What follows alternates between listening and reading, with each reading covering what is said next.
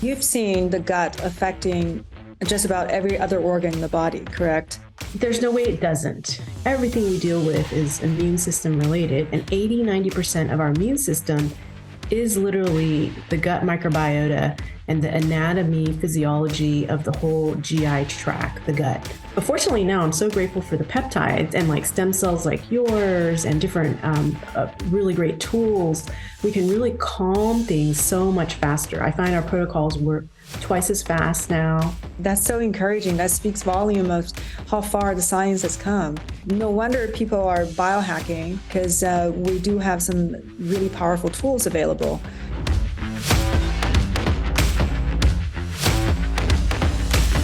Okay, everybody, I am so excited to come back to you. Welcome back to the Dr. Joy Kong podcast. And this is the place where I share with you all the exciting pioneers who can bring you knowledge and wisdom and help you live younger and longer and just with more vibrancy and happiness. So today I have a special guest, Dr. Gracie Liu, who is a fabulous functional medicine practitioner. So first of all, Dr. Liu, thank you for coming onto the podcast. Thank you so much for having me. It's such an honor. Yeah, well, you are a, very highly sought after, a mentor of many practitioners. And I want to just give people a brief background and let them know just how awesome you are. So you are a functional medicine practitioner, founder of the Gut Institute, and you're actually a pharmacist with a doctorate and in practice for over 20 years, specialized in complex diseases. So Dr. Liu consults and helps clients gain optimal performance through rebuilding the microbiome after damage from modern living. Dr. Liu uses nutrigenomic tools and other advanced functional lab testing to give the solutions, strategies, and treatments that reverse modern gut dysbiosis and diseases. So Dr. Liu has been featured in GaiaTV, UCSF, Women's Health Magazine, Bulletproof Book, Van Greenfield's book, and she's a keynote speaker and an educator and a clinician and coach, and has been teaching other practitioners and other functional medicine leaders her approach for gut health. So today, I think we're going to talk about some really interesting subjects. First of all, I want to ask Dr. Liu. I'll just call you Gracie. Gracie, so how did you even get interested in gut? Why is that so important? So when I was a pharmacist, I was really into pharmaceuticals. I thought they were the key to all our health. And then I developed my own acute health crisis with pharmaceuticals and other interventions, including a dental implant that I didn't really totally need, and my health crashed. And as I was getting better, many of my colleagues that I met in functional medicine kept talking about the gut microbiota. And I was like, well, what is that? Nobody really knew what it was. We were just starting to see all the second gen studies coming out about what is in the gut. And when I finally got better, it was a lot of protocols that were honed at healing the gut microbiota. And I actually developed some of my own because some of the protocols I was using weren't really working. And I wasn't regaining my health back. But once these protocols kicked in, my health came back pretty quickly. And so now we help people to assess what's going on there, because the gut is a big it's a big black box, kind of like an airplane. When an airplane crashes, they go and pull the black box to hear and see and figure out what went wrong, right? And a lot of health is kind of tied to the gut because it's all immune system related. Everything we deal with is immune system related, and 80-90% of our immune system is literally the gut microbiota and the anatomy, physiology of the whole GI tract, the gut. And it's actually the largest organ we have. It's larger than the brain. It's larger than our surface area of our skin. And the microbes there are one-to-one with our own cells. We're literally hybrids with the flora. There's 100 trillion of them, and we have 100 trillion of our own cells, nucleated and non-nucleated, as you know. 1-to-1, literally. So we are hybridized with them. They make energy for us. We outsource everything to them that we don't normally do on our own with our own genetics, our own organs, our own pathways. They do it. But if people get bankrupt with their gut flora, after stress, antibiotics, vaccine damage, super sanitation and bleach, or there are a number of ways we are messing up our guts. Emulsifiers. Everyone's really into these like emulsified coconut oil to put creamers into their food, but emulsifiers break your gut lining, and that includes those dried up coconut oil, coconut milk, emulsifiers that go into coffee drinks, and creamers. Oh, what about coconut powders? Yeah, Oh exactly. no, I was using them. Okay. We know emulsifiers are a link to increased incidence now of inflammatory bowel disease. Detergent effect. I see. So we're seeing like all these different reasons why people's gut aren't getting better, and you can't really hack your way out totally. So we still have to go back down to the basics. I look at the gut, and we have to kind of weed, take out some of the pathogens that overgrow, seed the gut. No probiotic is as strong as ours. I actually formulated a probiotic because I wasn't seeing results with what's available on the market, like VSL number 3 or Therabiotic or I love soil probiotics, but you have to use so much of them, and it's really a critical number that heals the gut. We have 100 trillion. We literally need to bring in 1% at least, 1 trillion. So when people take 10 capsules of a high potency like ours, 100 billion per capsule, then we're able to shift the numbers. It's just a matter of shifting populations. And so it becomes a number game. You can't get that game-changing health improvement until the numbers change. So how were you able to reverse your gut issues? Well, I had mercury toxicity, like a lot of people. Later on, I developed mold toxicity. Every health crisis I've had in my life, there was something related, similar to all my clients, actually. But the first one was mercury toxicity. I had a lot of fillings in my mouth, like a lot of people. I had several SNPs, like glutathione and other poor detox SNPs, FUT2, which is a gut SNP that predisposes you to have low bifido in the gut. It predisposes you to all the autoimmune diseases out there, including colitis, and a couple estrogen dominance genes like GAD1 and MAO A and B, to name a few. So you dived deep into your genetics. Yeah, and then it turns out just a lot of people have this very similar SNPs. You don't have to have MTHFR, or maybe you're just heterozygous for it, but you may have like 20 other SNPs, and you're going to get into big trouble. So how do these affect the gut? Well, because you don't detox well, these toxins attract pathogens, and because they're antimicrobial, mercury is antimicrobial. We used to use it as a cleanser in the hospital like 50, 100 years ago, and when they're antimicrobial, they're killing off not just bad things, but they're also killing off all the good keystone flora that make us who we are. And without them working for us, detoxing for us, making good butyrate and good, antimicrobial peptides for us, our gut flora are our highest source of peptides. They make AMPs, antimicrobial peptides, that keep everything sterile, right? And the flora, from even if they surpass and go into our bloodstream, they're not like very toxic or lethal. It's because our flora, the good flora, will control and regulate all that and keep the immune system primed, to keep them from invading.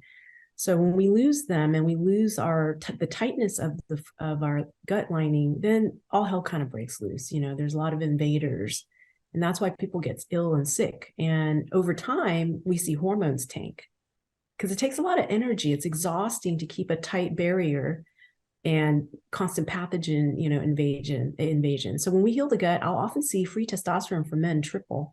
And then for women each month, the progesterone doubles at the peak, the peak luteal, like day 21, if they're cycling. That's incredible. So that's by stopping the toxins and then having the bacteria actually producing maybe important peptides for hormone production?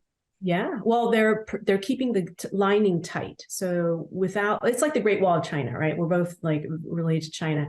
If you have the wall constantly going down, and invaders coming in, you're spending so much extra energy in the military to keep it tight, and thwarting the invaders that get through.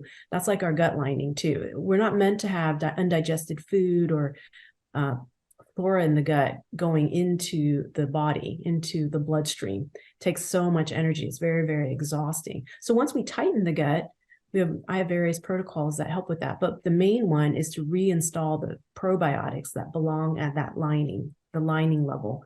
And that's known as the MAM, M-A-M, mucosa-associated microbiota. And there's a number of flora that belong there. Number one is Bifidobacteria longum, and then Lactobacillus rhamnosus. And we have the highest strength on the market for these bacteria and its cohort. And once they're placed there, they keep everything tight. Akkermansia comes. Akkermansia is known to be a really good probiotic. When people have enough of it, it literally reverses diabetes in animal models. Bifidobacteria longum and Lactobacillus rhamnosus, they're kind of known as psychobiotics. They maintain a good gut-brain axis, and they reverse, in studies, anxiety, depression, and increased mood. And we have one of the highest strengths in the market for the probiotic.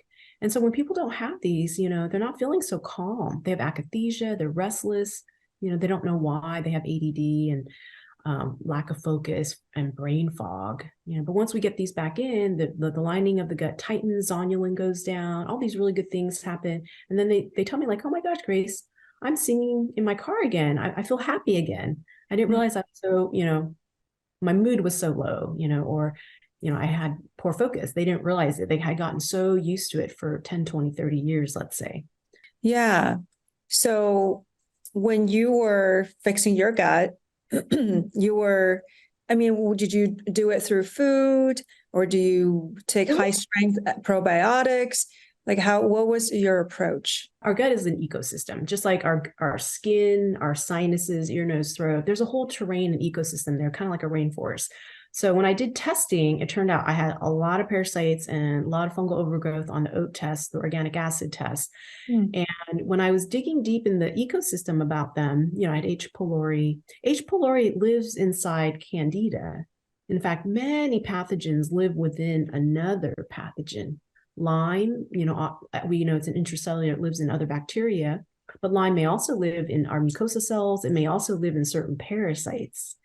So my approaches are, we do concurrent protocols. If we're trying to reduce, let's say, Klebsiella, Citrobacter, pathogenic E. coli, or H. pylori, we also will do a protocol to lower the burden of the host it lives in. So H. pylori lives in Candida. These other microbes, they may also live in other entities like Candida. So we do antifungal botanicals along with antibacterial botanicals. These are often different. They have different. So with my pharmacy background, it was really helpful to look at this spectrum of activity for different botanicals. And then I use combined botanicals to knock these out. And at the same time, we don't want to wipe out the good bacteria. So we're always doing high dose probiotics when people tolerate it. And so it's like gardening. We're weeding, seeding, and feeding. We're putting compost and fertilizer in. That's just basically fiber prebiotics. And we start with really gentle ones to begin with, like polyphenols. We know that polyphenols will feed Bifidolongum and Lactobacilli and Akkermansia. Akkermansia loves, pomegranate and blueberry, berry extracts, cranberry extracts. So the feeding is very gentle at first, and then we'll amp it up to actually like 30, 50 grams of prebiotics eventually. Psyllium, inulin, FOS, GOX, XOS, things like that. Our ancestors used to eat like 130 grams of prebiotics daily in their diet. Oh, really? Yeah. And I know I lived in China as an expat for 3 years, and, all the daily meals were really high in fiber. Yes. Yeah. Including like konjac jellies, with soy sauce. That's glucomannan. It's known to reverse diabetes. It fills up our gut, it swells. And the flora love it. Yeah, and it's rich in vegetables, but they're also rich in lentils and beans, soybeans. This is a very rich source of prebiotics for the flora. Mm-hmm. Well, this actually brings to an interesting point about food and about diets, because there are people who are adamant about avoiding plants, saying that plants are trying not to be eaten, and they have all kinds of anti-nutrients and they can damage your gut. So there's definitely a camp of carnivores. So some people are not so convinced about eating all these vegetables and plants, but then there's another camp that are vegans, that they only want to eat plants and they don't want to eat anything that has to do with animals. And they think that is doing wonders for their health. So with your specialization in gut, what do you say about these raging debates? I would say whatever someone's eating, if they have permeability in the gut, eventually they're going to get allergic to it. So it's true. What they're experiencing is true. Carnivores, if they were eating plants and they had a lot of permeability, I've seen a lot of gut microbiota testing on carnivores. It's terrible. They're pretty terrible. They have every pathogen growing in there, really, literally every pathogen. So it's not a wonder to me that they find when they take out what they're eating, whatever it might be, if they take out plants, okay, oh, they feel better, and they add more meat, they feel better. And then for vegans, if they were eating meat and let's say they weren't feeling well because they started to develop allergies, food intolerance, because they have permeability, if they take out what they're eating, let's say meat, they suddenly feel better and they eat more plants that they weren't eating, they're going to be better. They're going to feel fine. So both camps are correct. But what I would say is, if you look at centenarians who have all the genetics we all have, right, because they're from all around the world, the blue zones, whether you're looking at Costa Rica, Okinawa, Japan, Bama, China, Italy, or Sardinia, you'll see their diet is omnivorous. No healthy society on earth that doesn't eat animals. There's also no society on earth that doesn't eat plants. Who's wrong or right, right? And what these people have is they lack healthcare. They're usually in a rural area and they're not getting antibiotics. They're not getting processed food. They're not getting emulsifiers in their processed food. Right? So their guts are ultimately really, really healthy. And all the keystone flora, they have the flora like in our probiotic, the Bifidobacterium, Bifidobacterium longum. That's why they call it longum. It was first, detected in people who had long lives. Longum is associated. There's an enrichment in people who are healthy. So it's good to have it.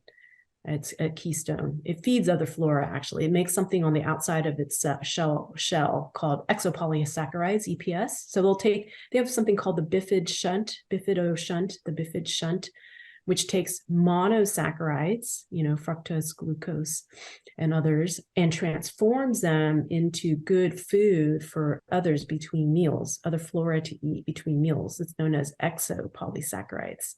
So they're very altruistic. They feed others. So if they're missing, this big chunk of part of the ecosystem goes missing, right? In a village, we have a butcher. And if you don't have a butcher, how are you going to process an animal? Like beef or chicken, or you need somebody to process it. So Bifidos kind of has that role, and it's very antimicrobial. They'll literally just knock out E. coli. You see an E. coli overgrowth in a gut, it's usually because they're missing Bifido, they're deficient.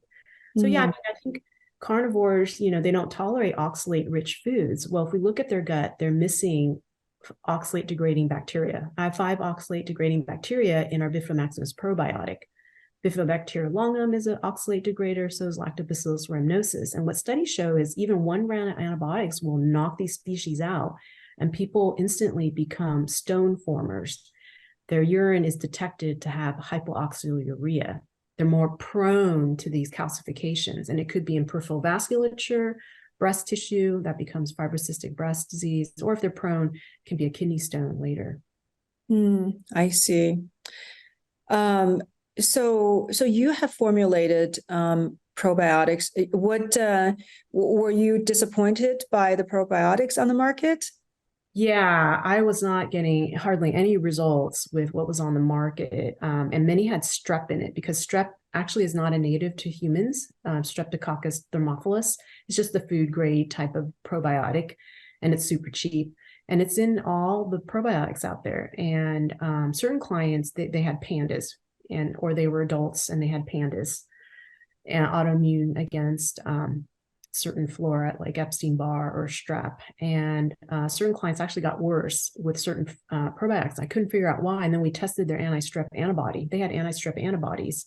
Mm-hmm. So they were reacting to the probiotic. So it's just like our clients. Like if we detect a gluten allergy, an anti-gliadin or an anti-gluten antibody, would we feed them gluten 3 times a day? So no, I'm not a fan of using a streptococcus containing probiotic, because invariably people do have strep antibodies. Yeah, they may be just low level, but they're not very helpful to heal, and we don't want to prompt them. Also, what I do is we use the Mosaic. Also, it's formerly known as the Great Plains Lab. We check the anti-candida antibody and the anti-Saccharomyces antibody. Everyone has it elevated and suboptimal. Like even if it's in the moderate green level, I find that's kind of suboptimal, should be way far lower. And so we don't give Saccharomyces. That's known as S. boulardii. It's a probiotic that lives on lychee. It's not native to the human body as well. We have our own kind of Saccharomyces, not S. boulardii. So we don't give S. boulardii either, because that will trip up someone's immune system. And someone who's already allergic to their own candida, we do a couple protocols. We tighten the gut and we calm the immune system. This is why I love peptides, especially thymosin alpha-1. We can start to calm some of the autoantibody peptides.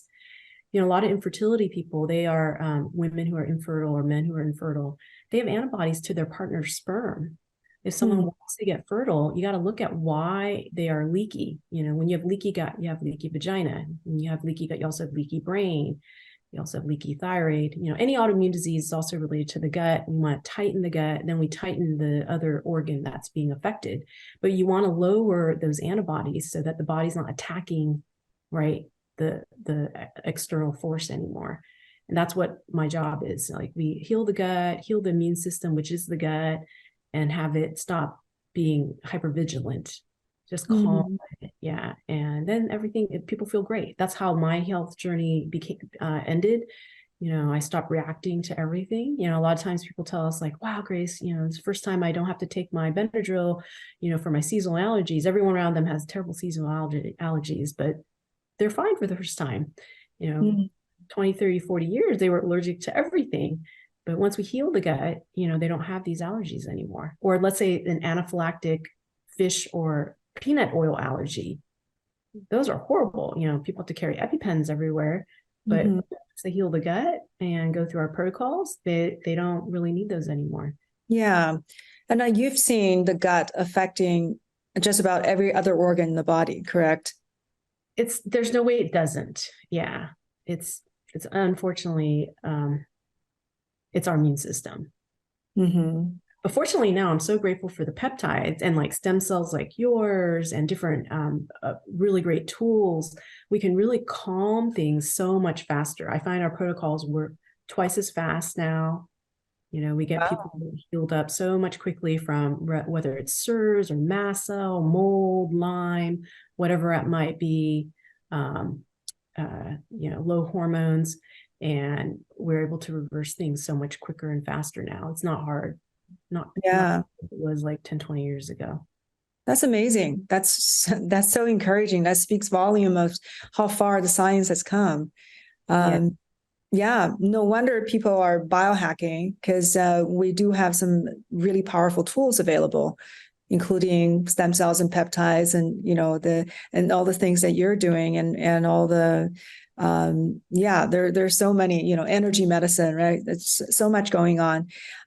So that brings, to mind about, my audience, which are, people who are searching for better health, but a lot of them already have pretty good health and they just want to keep them and live longer and really, having the best time possible for as long as possible. So there's a huge growing biohacking community. And I think you're very familiar with the whole community, right? You've been around it for quite a while. So maybe you can, shed some light on what you see that's going on in the biohacking community. So I know there are some myths out there, things that you've seen that are not so helpful for people. So maybe you can share some of those wisdom. Okay, sure. Well, what's super hot right now is Ozempic. I love Ozempic. Everyone's great on Ozempic. It does work. Semaglutide. Semaglutide. Right. Very popular, partially because of Kardashians. Oh yeah, Kardashians and everyone out there. Anyone who looks really good, you can bet like they're probably on it. I mean, it's pretty much like medically induced anorexia. And I tried it for a while too, because I needed it for a period of time. I had a real long consequence with Delta. A couple of years ago, I got Delta, COVID, SARS-CoV-2, and I just could not lose weight afterwards. I didn't think I had long COVID, but I ended up, I had it. I wish I'd checked my spike protein, but back then the testing wasn't very accurate. Now it is. We can check Quest, and get like an accurate reading up to 25,000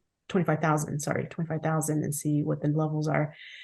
So we have all these like really, cool spike protein protocols. I had done a lot of them, and I had to do all of them to start to lose, body fat, body weight, despite everything I was doing, good gut and, working out and high protein diet, all that. So I added in the semi and I loved it. But like a lot of women who report out there, my period started to go wonky. And I wasn't tracking my hormones, but I'm pretty certain they tanked because my adrenals, my period just started to go kind of wonky until I ate more, gained weight back, to restore like the signals of abundance to the body to, bring that all back on. But a lot of women are reporting that now in either like different forums and elsewhere. You don't want to age prematurely, losing our hormones, our female hormones. And that's what semaglutide might do for people because they're not eating enough calories. They're not eating a calorie dense diet enough, or they're not taking. So one of the hacks I have, if people are going to do it, just make sure you're on plenty of adrenal support. I recommend at least 3. We sell my most famous, bundle we love is Serenogen and Nanomojo. And then if people have estrogen dominance and they're not in perimenopause, or they're, if they have a high enough level of estrogen, we add on some Dragon Mojo. That's a formula I made. It has 2 estrogen blockers like chrysin and dim, and then it has some anabolic hormone support like Tribulus, which is also antifungal, helps the gut and supports like cortisol normalization. So we do at least 3, adrenal supports, and then just advise people, go on some drug holidays, take semaglutide and get off it maybe every 6 weeks, see where your hunger and satiety levels are. And then there's many natural ways to raise some GLP-1. One is getting in tons of fiber. Many studies with fiber show they naturally raise GLP-1. Because it's all in the gut. We make GLP-1 in the gut. Maybe can you explain to people a little bit of what GLP-1 is? Yeah, so GLP-1 is like glucagon-like protein, and it helps us to feel satiety. So not only is semaglutide helpful for weight because it helps improve food satiety and it actually causes food aversion, but it actually, people notice that they have less addictions for alcohol if they're on cocaine, narcotics, benzodiazepines. It's been studied now in many arenas and so helpful to reduce these. But studies show as soon as they're off it, the addiction comes back. So we still need lifestyle changes, trauma-informed therapy, and support, still a lot of support. I think it's still best to get the natural GLP-1 up, but we don't have ways to test it right now. Someday maybe we'll have a way of testing GLP-1 levels in the body, but I can tell when I have naturally good satiety. I feel full after eating like half my meal. I can like just push it away naturally and I feel good. Usually this is when I'm running really a lot. I have to do a lot of cardio for me to get my natural GLP-1 high enough. And my, normal eating patterns are, I have good satiety, and I don't crave stuff. But other people, they might be different. They might need to do other things. And also I love fiber. I go on and off it because it's kind of, sometimes it's a pain in the butt. But, doing a good fiber shake, I call it bionic fiber. I get in 1 or 2 tablespoons of psyllium, some inulin. I get some pomegranate extract, which tastes really good. The one I love is called Poly Prebiotic. It's on a lot of dispensaries. and glucomannan, which we talked about earlier before the call. You know, it's from Chinese konjac root, and it swells up. So you got to kind of drink it fast, but I'll do like half a teaspoon or 1 teaspoon with a huge bunch of water, because it'll like swell within, you know, if you don't drink it fast enough, you're going to get a cement block, but it will swell in your belly as well. And so it has that benefit to fill our stomach. That's how our ancient kind, our kindred, you know, they ate these kind of foods and then they felt full, you know, but it was feeding their gut flora. Doesn't feed us, there's no calories. It's to feed the flora, and then the flora will trigger making GLP-1 for people and create, you know, that satiety and healthy gut-brain axis. You know, a lot of people just don't have this because they've lost all their good flora, for one, and you can't resurrect what's not there. So I always recommend when people are taking fiber, make sure they do some good probiotic, you know, either ours or others, and do some testing, you know, see what's missing. Like often people are just missing a huge phyla, both Firmicutes and Clostridioides. These are our 2 phyla in the gut. If you're missing these, like, you're kind of fucked for life. It's like a bank. It's like a bank account. You know, you're not going to go forward if you have no assets. People can keep trying and trying, or doing like semaglutide forever, but you know, why? Like, you know, eventually someone may look at cancer, because you need the good flora to prevent cancer. There's one class of chemotherapy agents called the checkpoint inhibitors, PD-1 inhibitors, like Keytruda. Bifidolongum, like in our probiotic, has to be present for it to work. Actually, in head-to-head studies, bifidolongum even works better than Keytruda, in malignancies and metastases. Wow. With side effects. As we know, Keytruda kills people. It will cause pancreatitis, liver failure, pancreatic failure, increase the risk of type 1 diabetes and death. Yeah. So flora are really, really important. Like feeding them is great, but you can't resurrect what's not there. Yeah, that's interesting. So the first myth is about the very popular Ozempic that everybody's jumping on. Apparently has benefits for a lot of other organs, right? Liver, brain. There's actually no organ that doesn't have the GLP-1 receptors almost. Right. But the biohackers, by jumping on this, they possibly are missing the main message, which is how you can increase your GLP-1 while optimizing your gut. Right, exactly. And then they're tanking their adrenals. Like they need more testosterone. Men, you know, they're using more testosterone, they're shrinking their testicles, and they're causing their hair to fall out. You can't get around that when you're doing bioidentical hormones with exogenous testosterone. Your hair's going to fall out. They need more implants, they need more peptides and stem cells from you and me. And just putting a Band-Aid on something, you don't have to. You know, I shake hands with all these biohackers. All the fuck of them have cold fucking hands. Why? They are making their adrenaline go up. They're constricting their blood vessels.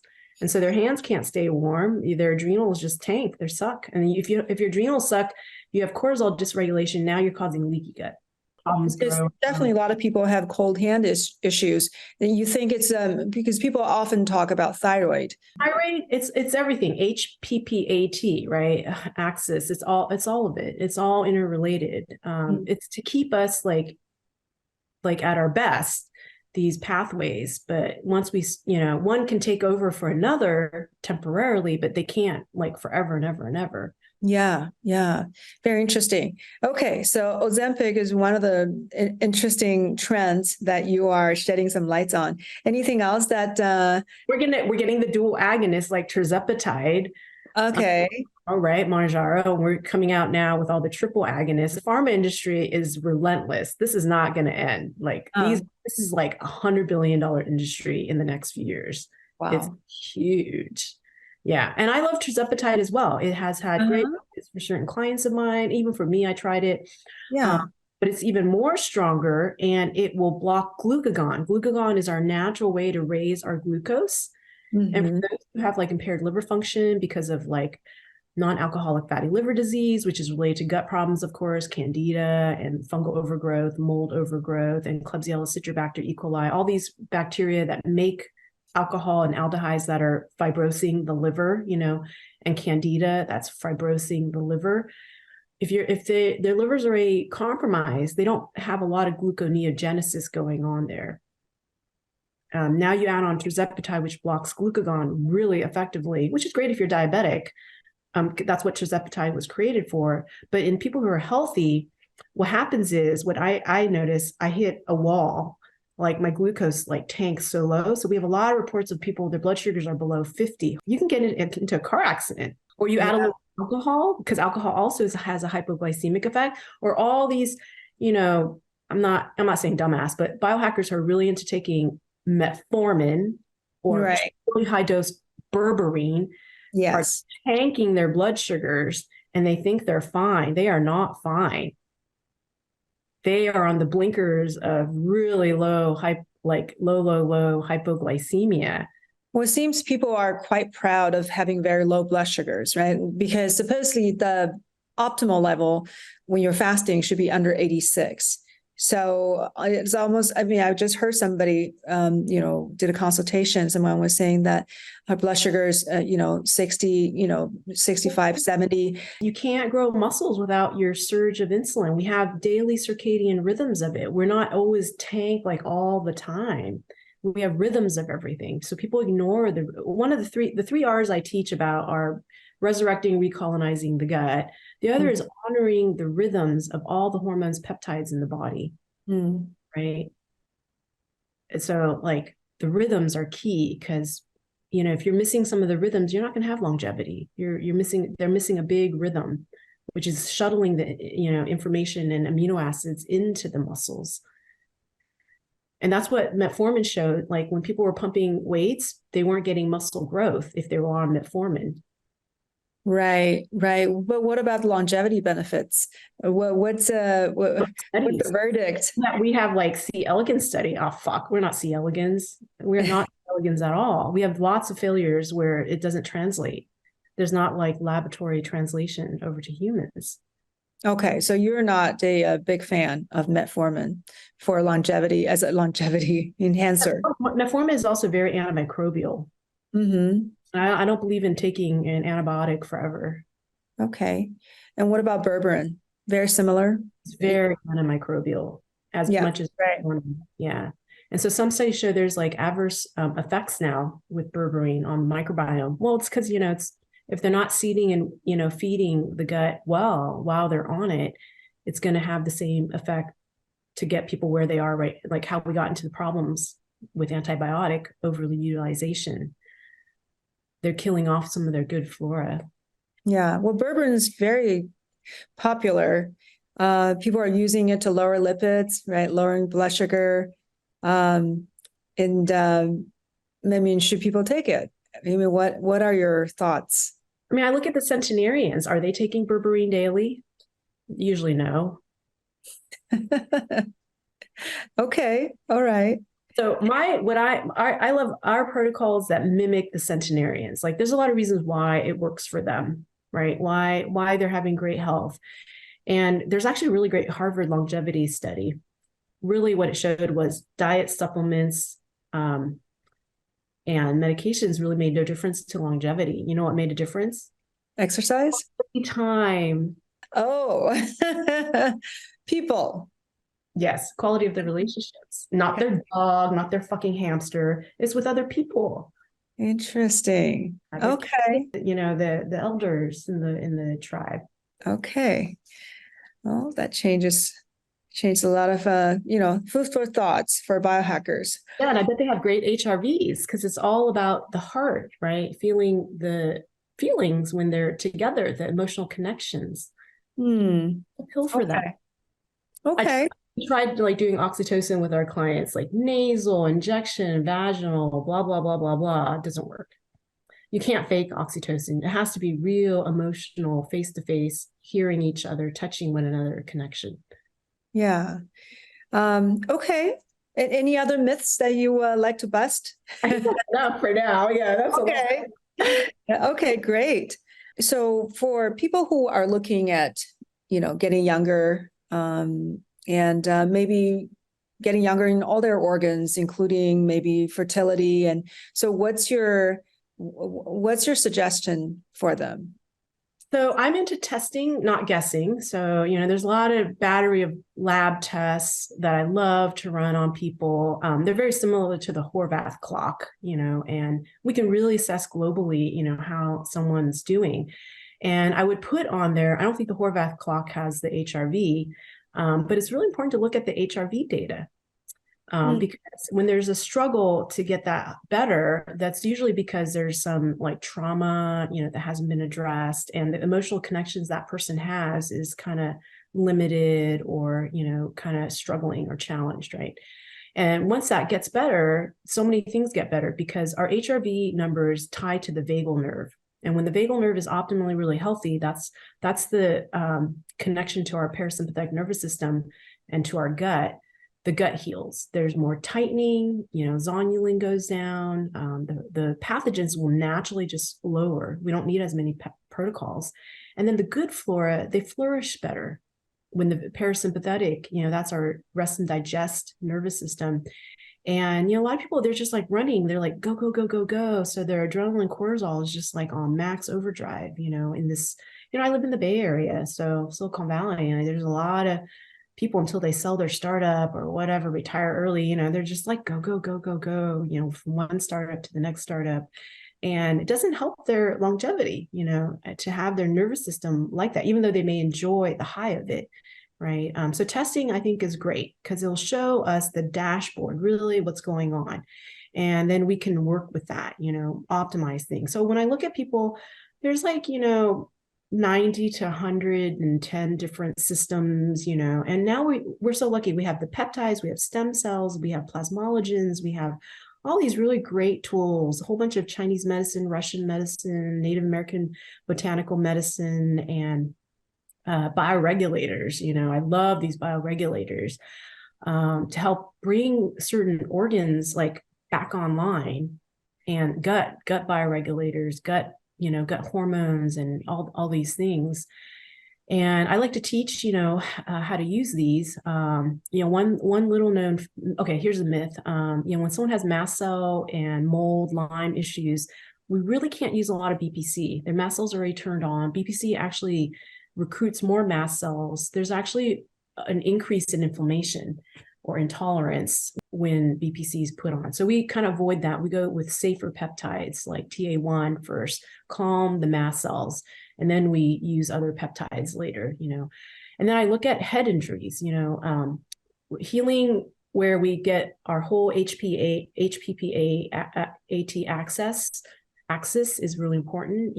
I myself had a bike accident at some point, and I've had to go through so many vials of bioregulators. Like I've gone through probably like 10 vials of cortisone just to bring my, brain fully back, get like full progesterone, and, look at other things to get my heart rate up, heart rate variability. But a lot of people suffer because of sports injuries or falling as a kid or baby, they get brain injuries. When you break the brain, you're going to instantly break the gut. And it doesn't go the other way around. When we fix the gut, we don't always fix the brain. It's whatever's the worst one. We have to work on that. But fortunately for us, we have all these regenerative pathways that are possible. And we also have hyperbaric oxygen, glutathione IV, stem cells, so many different ways, ozone, and other things to help bring this homeostasis back. And we really need them because never in this world have we had so many ways that our species literally is being kind of put down, being extinct, with the spike protein, SARS-CoV-2, and all the chemical things in the air, if you believe in that, and the magnitude of EMF, sheer magnitude of like the way the power meters are, and cell phone towers, and all our phones, and like just we're so used to being connected, we take it for granted, but we don't understand the consequences of it as well either. Yeah, so I think we need all these tools and hacks. I wouldn't have said that maybe 5-10 years ago. I would have been like, oh, just live off the grid. But it's not possible. You have to live a life. And so I'm grateful we have all these tools, so we can live the life we want, where we want, whenever we want. Yeah, right. Do we have data of whether or not EMF affect the bacteria, the probiotics? Oh yeah, in a petri dish, they zap like Epstein-Barr with 5G or something. It went just nuts. It became completely hostile. And you check people. I check people's lab for CMV, Epstein-Barr, HHV6 and 7 sometimes, and Parvo sometimes, or Coxsackie.